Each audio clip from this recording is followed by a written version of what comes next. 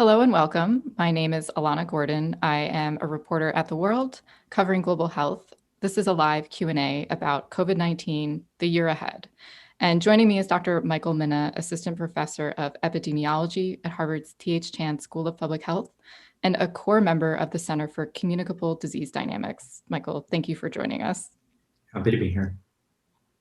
You can post your questions for us on Facebook at Forum HSPH, or you can email them to the forum at hsph.harvard.edu.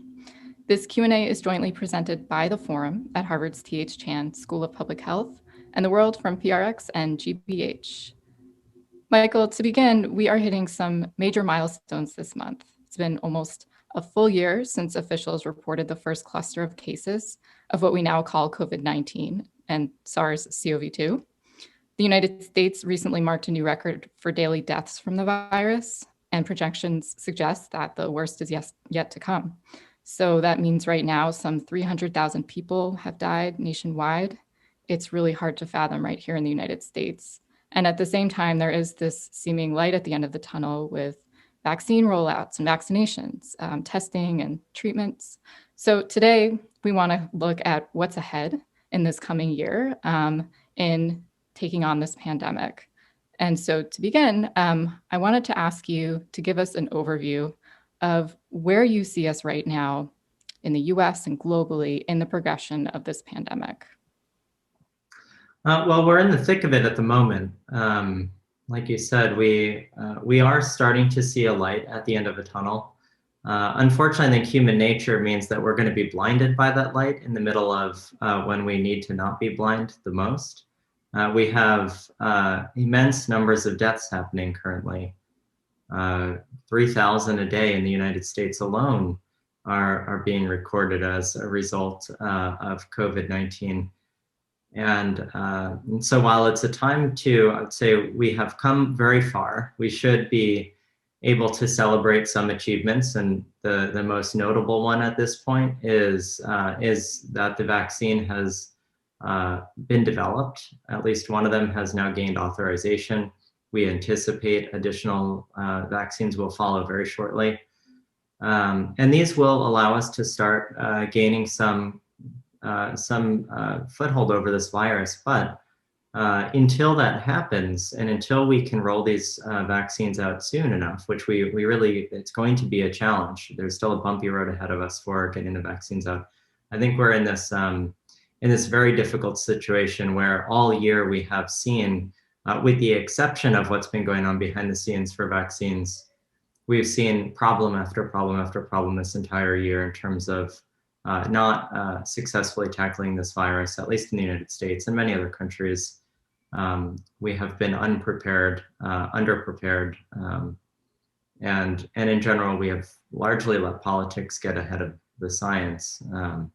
So I don't feel great about where we are. I think a lot of people are congratulating the vaccine, which I fully agree that is warranted, but I can't get out of my head that we should be considering the current situation as though we have a bomb being dropped on the United States every single day, killing thousands of Americans, and we just don't seem to be able to act with any urgency, which is very sad and disappointing. What are the biggest fumbles and what are the biggest opportunities that you see could potentially respond to that? Well, I think the biggest fumble is we never really created a plan. To this day, the only plan, the only strategy we have had has been around the vaccine. A vaccine is one way to tackle a virus, but we always knew that the vaccine wouldn't be around tomorrow. You know, months and months ago, back in March, we heard our president saying that the vaccine would be, around in a month or something like that, and the vaccine was always a month away. And then today, the vaccine is again a month away, but it's not actually a month away for most people. And so I think that the greatest fumble we've made was to not have any strategy at all. We've seen just intermittent lockdowns, which I think that the US has kind of taken all of the worst approaches and put them in together by not doing any of them well. We've criticized countries that have gone for herd immunity, like Sweden. Meanwhile, we essentially did the same thing, only we did it worse because we more or less didn't have strategy to not go for herd immunity, but we also closed down our economy at the same time. So we just kind of we've gotten the worst of both worlds by not having any plan. And that's been hugely destructive. Testing has been botched. And I remember when you and I spoke in February or March, maybe, I remember saying something along the lines of, this would be a very difficult virus for us to test for and really get and really have some strategy because we have such a fragmented United States. We can call them a fragmented states, I suppose. And that's part of our individualism in America. That's part of states' rights versus federal rights and laws and such. But what that means is it put us in a very, very difficult position to actually corral everyone. And for a pandemic that doesn't appreciate state borders, the way that we have the United States set up is just, we were sort of at a disadvantage from the get-go. And I think that as we look towards the future, what we really need to take very seriously is try to understand how do we have a country that that does abide by some of these approaches, like states' rights over federal and very individualistic society, while also having a capacity to deal with a pandemic that is able to spread very easily across the whole of the United States and requires truly that the whole of the United States act in concert if we're going to succeed in dealing with the next pandemic. And I think we have a lot of work to do to figure out how to reconcile these pieces and try to set ourselves up for not having such a poor response in the future. Something that you have spoken a lot about and specialized in has to do with testing. How important is that right now? And while there is a fragmentation that you talked about in the US, there also are central regulatory agencies and ways that different treatments and products can become available. So is that technology available in a way that you've seen elsewhere? And what's the holdup? Yeah, so testing, of course, since February, since the first blunders with the CDC test, testing has been sort of front page news on and off throughout the entirety of the pandemic. We've seen that it's been one of the major limitations in our ability to control this virus because we haven't been able to get people tested. We never actually designed a strategy that was, our strategy was never really about testing people in an appropriate way to stop the spread of this virus. It was very haphazard. People could come and stand in lines for hours at a time and get a result 5 days later. That's kind of been so much of the strategy. There's been some laboratories like the Broad Institute and like Curative that have done a better job at getting results very, very quickly. But in general, across the whole of the United States, most people don't get their results before they're done transmitting the virus. And so one thing that I've been pushing is for these types of tests, which are just little paper strip tests. And these are rapid antigen tests that give results in minutes and can be made in much, much greater numbers and delivered to people's mailboxes, for example, or put at the front of restaurants to keep restaurants open, or schools, businesses, doctors' offices.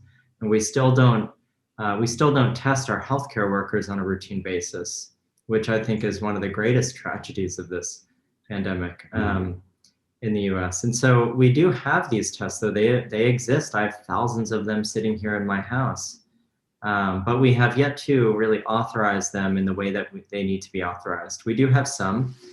This one here is a Binax Now card from Abbott. This is the one that the US government bought 150 million of. But even these were not really deployed with strategy. Wait, which kind? Is that an antigen test? Sorry, this is another antigen test. And if people want to see, there's another paper strip in there. So it's really just a paper strip test. Mm-hmm.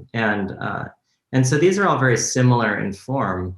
They can be made extremely cheaply. This one was sold to the government for $5 a piece and distributed to the states for no cost. And that's really what we should be doing. We should be building these in the tens of millions a day, which we can. And we could get them out as public health tools, not as medical devices, not requiring prescriptions, but purely as public health tools. And we haven't seen that largely because at the FDA, we have an FDA that is focused solely, almost by definition, on authorizing medical devices. And so they have required certain metrics to be kept up, not seeing this as a public health tool, but seeing it as a medical tool, has bottlenecked it down certain paths and has slowed the introduction of them. But if we could get them out to tens of millions of people a day, we could actually achieve what I call herd effects that are due to the test, where we could actually slow the overall spread of this virus across the whole of the United States. We could get that R value, which is the reproductive number of the virus. If it's above 1, it means you have exponential growth of a virus. And if it's below 1, it means you have exponential decay of the outbreaks. With these going out to tens of millions of people a day, we could get R below 1 and actually see a decline in cases throughout the pandemic instead of increasing cases. I just want to make sure I'm understanding. So there are rapid tests available now, but what is the difference between the rapid tests that you're holding, the ones that are available, and also the ones that take longer to process? Because there is a different kind of measure that regulators want to see and how, I guess, accurate the tests are as well. Sure. So these tests, this one here and this one here, these are 2 rapid tests. They're both FDA approved or authorized. They're actually authorized by the FDA now for medical use. So they need to be prescribed by a physician technically. That is going to immediately limit how they can be utilized. Also, by extruding them through a medical diagnostic pathway, they become more expensive. This doesn't have to cost $30 or $20, but these are liable to be sold for $20 or $30 once they get through this FDA process. And that's just how our market works. If you get a device that can get reimbursed through insurance, of course the companies will sell it for more money because why not? And so that's a major setback. If we wanted to get these out to the whole of the population, we want to sell them. We want the government to be able to purchase them, say, for $3 or $4 and not $20 or $30. So those tests do exist. They are accurate. There's a big difference, and this is part of the issue at the FDA. There's been a lot of confusion about, are these accurate or not? And these actually are very accurate, but they're accurate to detect people with infectious virus, not remnant RNA. And PCR can remain positive for, say, weeks after somebody has been infectious. People can remain positive, and that's why the CDC recommends not to get a second test after you have already been infected, not to get a second test for 90 days. And so these tests, though, will only remain positive when somebody's infectious, and then they'll turn negative. So they're better referred to as contagiousness indicators rather than medical diagnostic tools. There's a lot of questions coming in from viewers. Thank you. This one is from online. Can I, as a consumer, get a rapid at-home test right now? And if not, when do you think they might be commercially available? Well, the first one was just authorized. It is, which it was just authorized today, and so, but it's this test here, rather than this test, and so this people will be able to buy now, and I don't know when exactly they'll come on the market.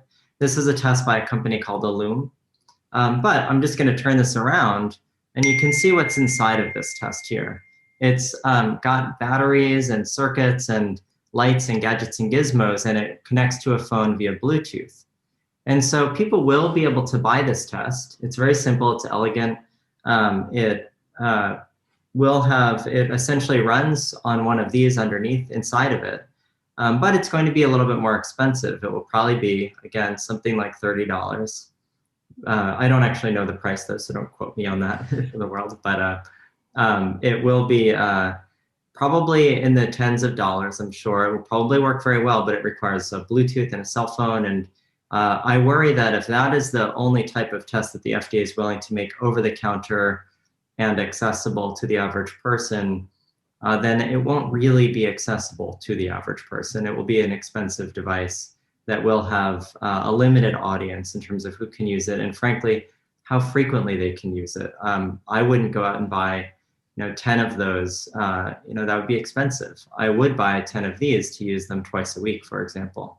And the only way we can stop spread of this virus with testing is to test frequently. And that's that's one of the most important pieces here. So if we have a very expensive test, that will be a good diagnostic test if you're symptomatic. You can go to the CVS or Walgreens or something and pick it up. But what I would really like to see as a means to control this outbreak, the outbreaks, is to test frequently, have tests be fast, frequent, and accessible. And until we do that, we're just going to keep driving a wedge between the wealthy and the poor. This question is from Chet. Upon discovery that one is positive on one of those paper strips, is a confirmation test necessary? How long would it take to get from mass production of the paper strip tests? So that was two questions. We could have mass production. We are actually we're making millions and millions of these every day today, but we're shipping them overseas. So we have the ability to do it today if we wanted. We're not doing it for the United States, but the rest of the world has these. Many other countries have them available. We don't need them all to be confirmed with a PCR test. I do suggest that rapid antigen tests be confirmed, but not with a PCR. You can't have a rapid test be confirmed with a 5-day test. It just can't be, that's wrong. So what we can do is we can use a rapid test like this and then confirm with a different rapid test. That will get the false positive rate to say 1 in 2,000, which is very, very reasonable.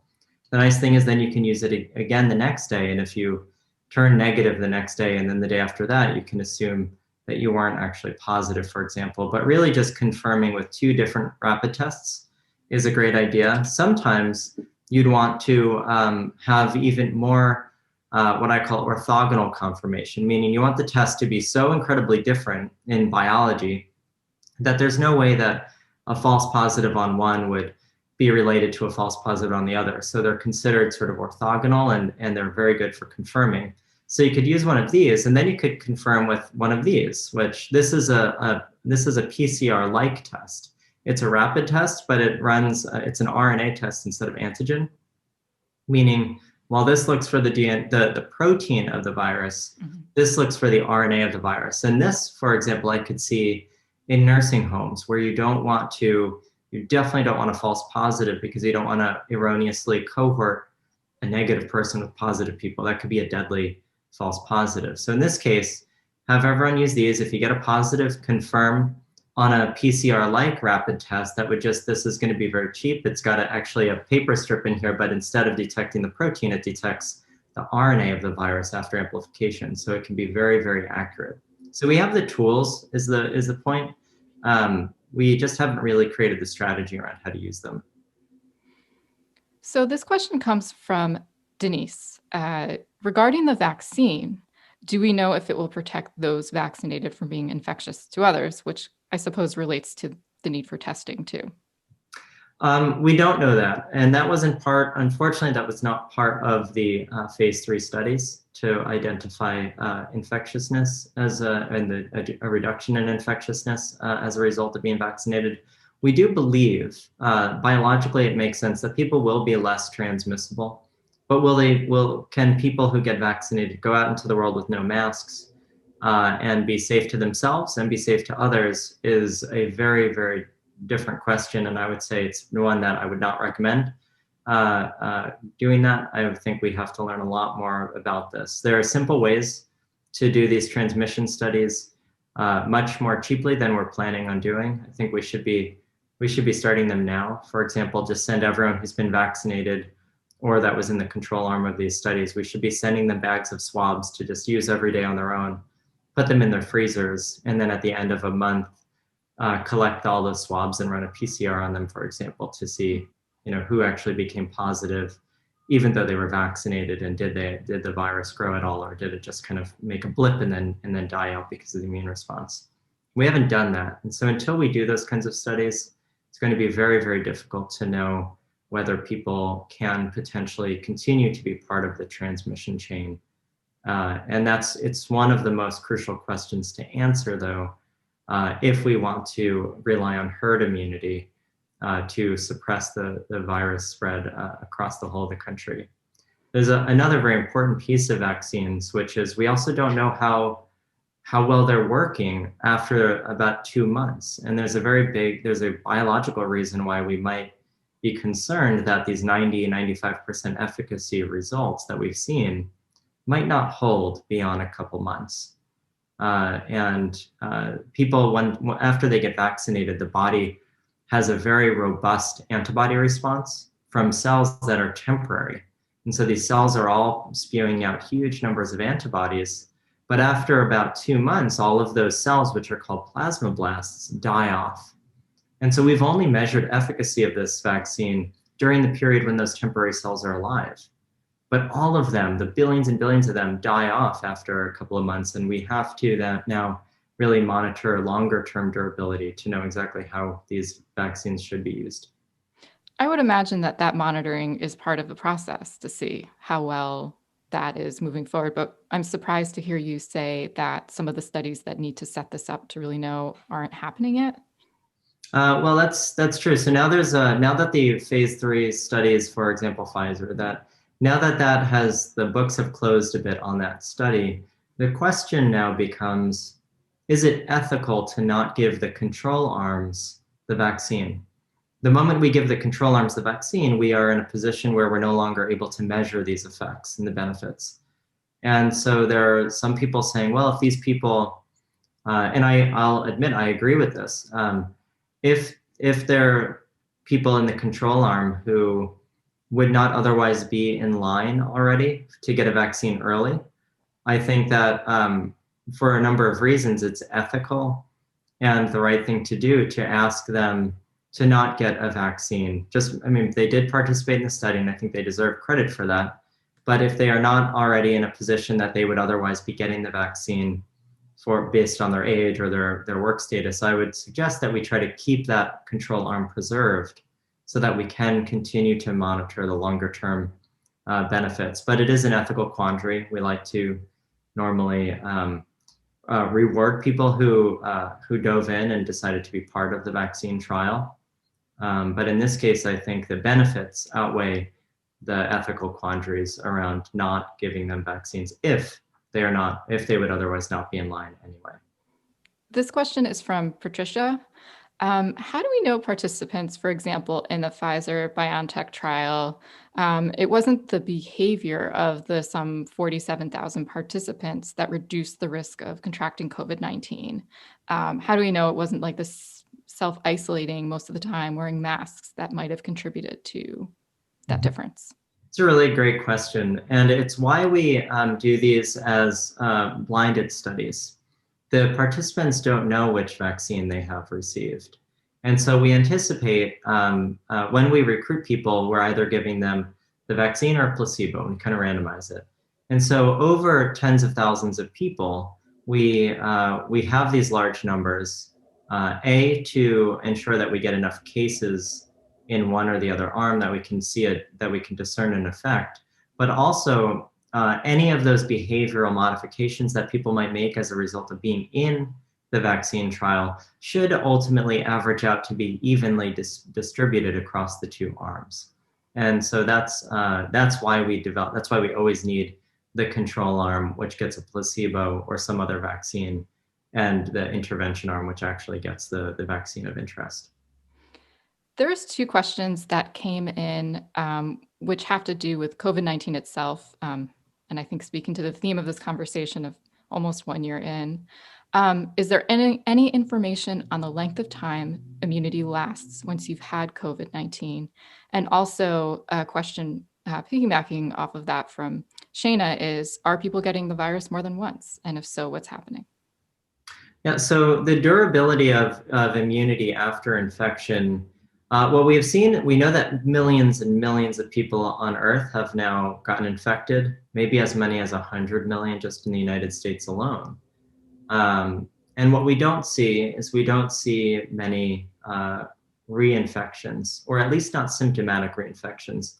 And so we've now had an opportunity from January and February in China and other countries, and then really in the US from March onwards to evaluate people who have been infected.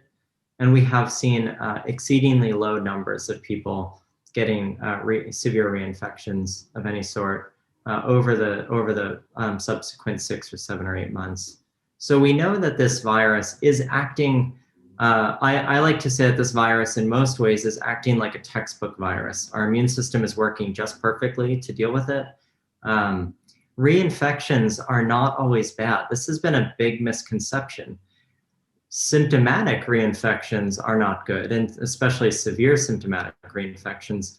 But just getting a reinfection alone is actually not a bad thing. It actually helps us. It helps our immune system to learn.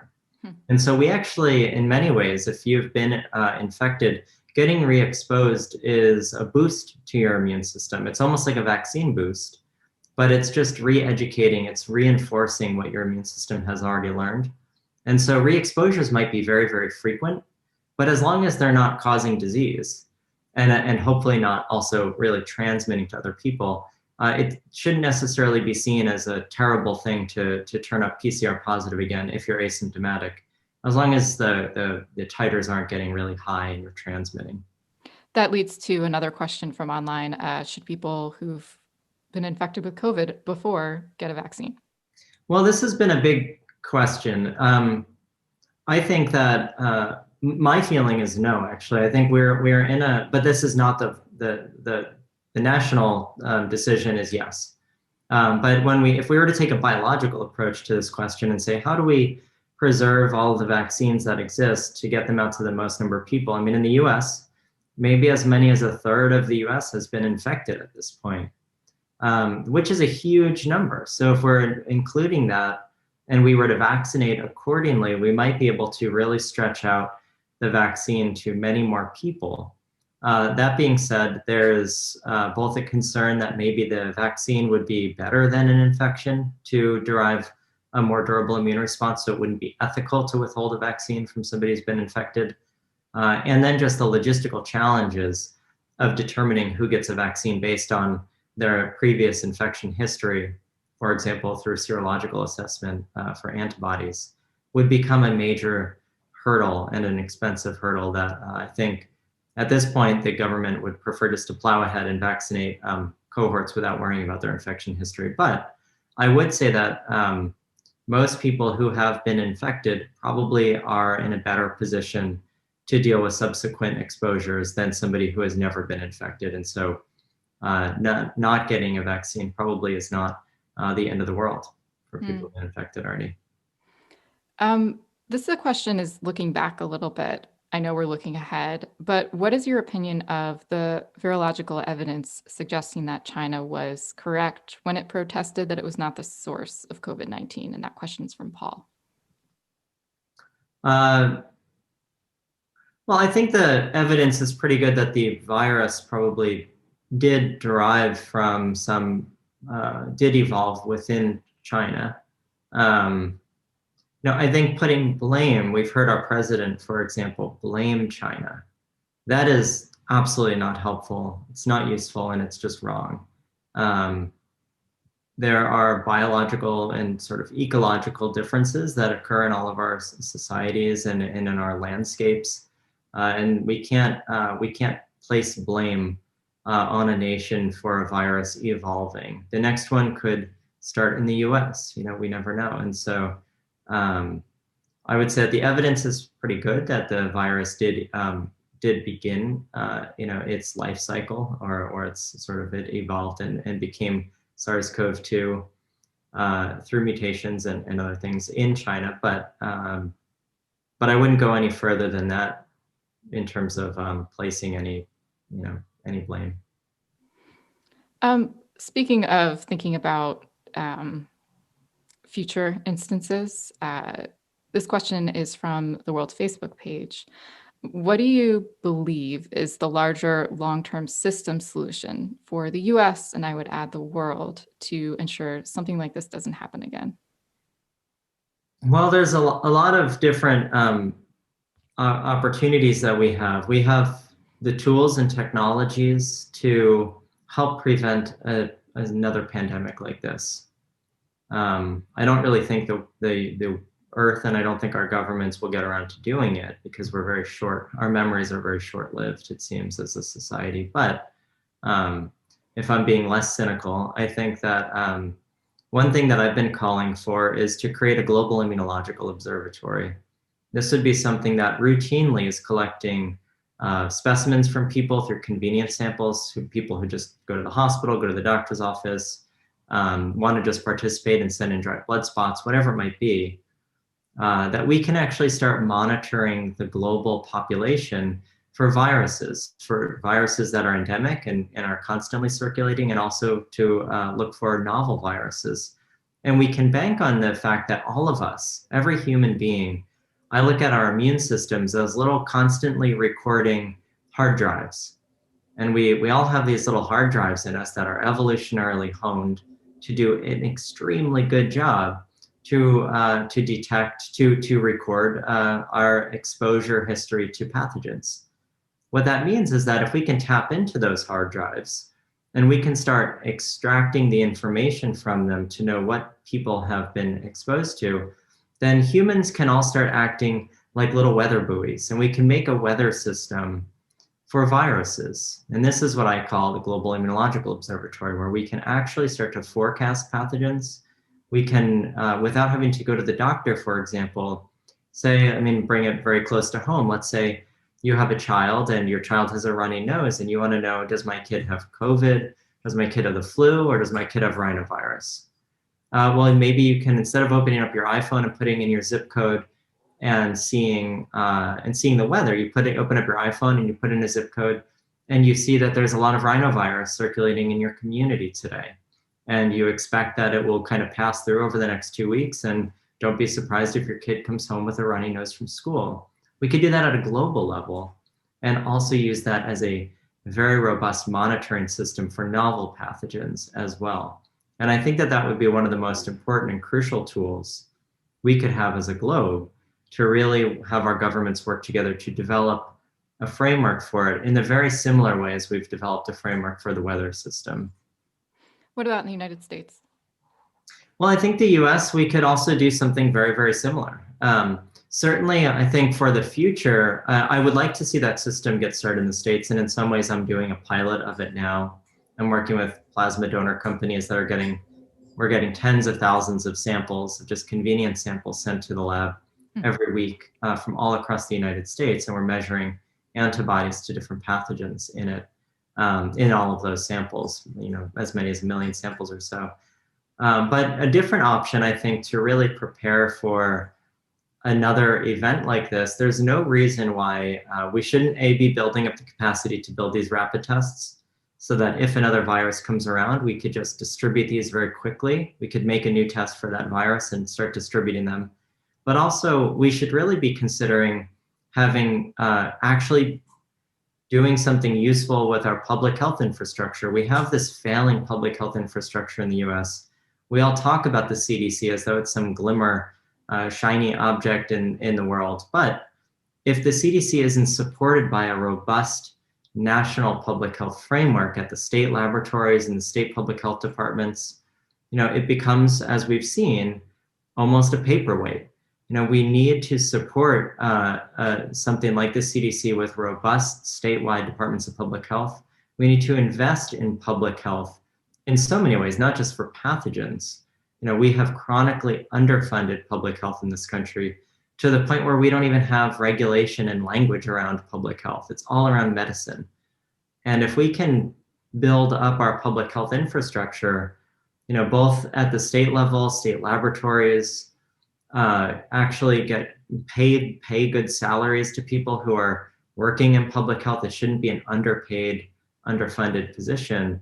We can start to actually get a good advancement going. And there's a very concrete thing I think we should also do, along with getting these tests sped up or built up. We should also, there's no reason we shouldn't have major sort of national laboratories scattered about, regional laboratories scattered about the US, so that if, where we ran into these PCR laboratory problems this pandemic, there's no reason we shouldn't have had the capacity and had bunkers, if you will, of PCR machines. The nice thing about pathogens is that they all run on genetic material, as all life does. And so PCR will always work for whatever pathogen might get thrown at us. We should be building up bunkers of these so that if a new pandemic arises, we don't have to bank on all of these different hospital laboratories scattered about to help. We can just really enlist the National Guard to essentially spin up millions and millions of PCR tests overnight, just like we would with the military. So it sounds like infrastructure, thinking ahead. I want to wrap up our conversation with something you mentioned in the beginning, because we're in this moment of these sort of contradictions of this sort of light at the end of the tunnel, but like being blinded, you mentioned, by that light, you worry because there's so many infections right now. And I wanted to kind of wrap up, if you can talk about the things you've learned this past year about this virus, and what are the main things in this moment to get through not being so blinded so we can all make it through this? Well, I think one of the most important things to take away from this virus is how much we already knew about the virus before it was ever discovered.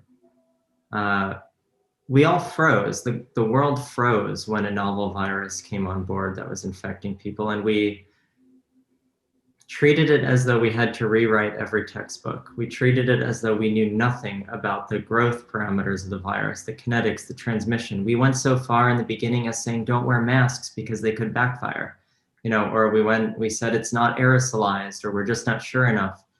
Of course, this is a respiratory coronavirus. Like, we knew so much about it. And the next virus that comes around, we'll probably know so much about that too, before it ever is even discovered. And there are some viruses that we don't know about, like HIV. HIV is a truly unique virus to humans for so many reasons, and that required truly writing new textbooks. But I hope that one of the major takeaways that we can have as scientists, as policymakers, is to not freeze up next time, not say, we know nothing about this, we need to do every study over and get all the empirical data before we can make policy.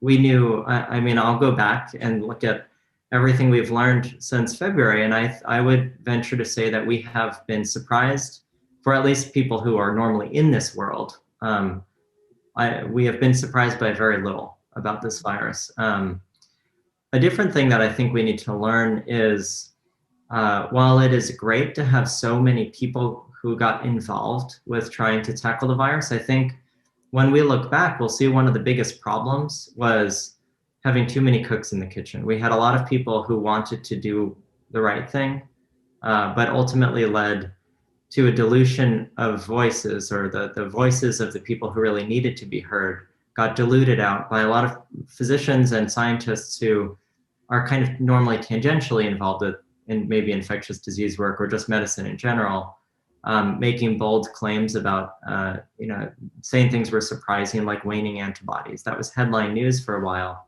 People were very scared about waning antibodies, but that's immunology 101. We should never have let that be frontline news, because that was fully expected 10 years ago. So I hope that one of the major takeaways is for us to figure out why we weren't able to learn, why we weren't able to use all of the knowledge we've gained over decades of studying viruses and apply them readily to this virus in a way that made a lot of sense. That's one thing I think we'll have to go and do a postmortem of and try to understand. Other areas where I think we have really learned is, I think we've learned that dealing with the population is much more difficult than dealing with the virus itself. And we need very strong political leaders to wrangle a virus like this. If we have broken politics and we have nations that within their borders are divided, it's just like war. We will never succeed if we're not working together. And I think that that has been a major travesty in our country anyway. That has really, this was an event that had the potential to unite us. There's very few events in life that everyone can get behind and be united around. But this didn't do that. This only divided us further, I would say. And there wasn't even another human faction that was against us. This was a virus. This should have been easy for all humans to unite around. But that didn't exactly happen. And so I think it's, of course, the hardest thing always is dealing with fellow humans. But I think it's one of the most important things to take very, very seriously and try to understand exactly what went wrong. And is there a way to write a playbook for this, for the future, where, somebody, it doesn't matter who's in the presidency, who's in politics, that there is a playbook to open up and say, this is the scenario we're dealing with today. How can we quickly galvanize people? How can we quickly deal with this in a way that we haven't really done in this pandemic? But in this moment, just one quick wrap-up message as these vaccines are being rolled out, as one can think, wow, we might be getting towards, quote, the end of this thing. How soon can that come along? And at the same time, seeing that light, being blinded by it is something that you said. What are the main things in this moment for people to be mindful of how soon one can get to that light at the end? Yeah, I think we should be very aware of just how many people are continuing to get sick with this virus today.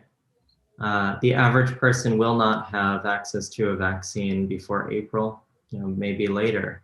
I think there's a bumpy road potentially ahead of us with things as simple as cold chains. How do we get freezers out to everywhere where they need to be so that we can actually distribute the vaccine appropriately? Things are never as simple as they appear, and it's kind of like when Trump in February said that everyone was going to have a Roche test available to them anytime.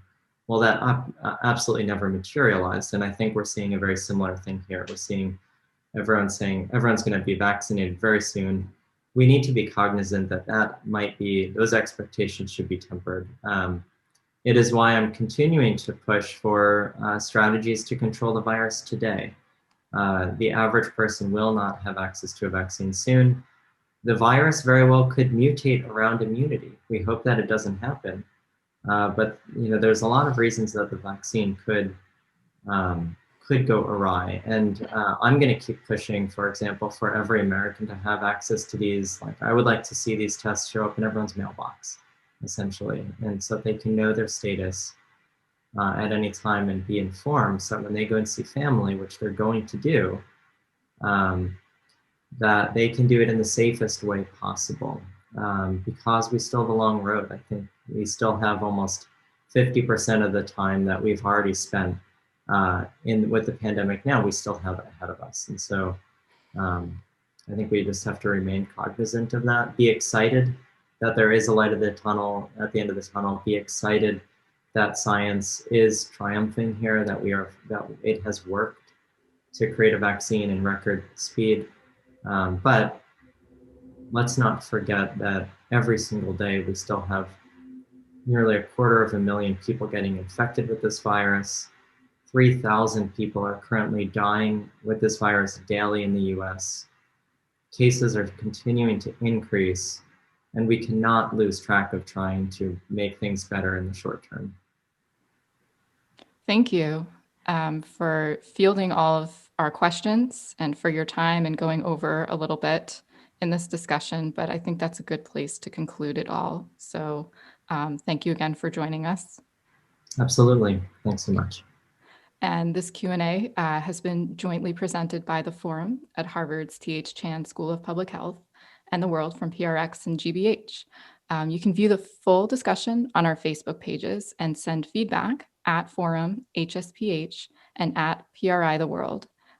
Join us again on January 12th at noon when we will talk about the impacts of the disrupted school year on kids. So I wanted to wish everyone a happy and healthy holiday season and join us again in 2021.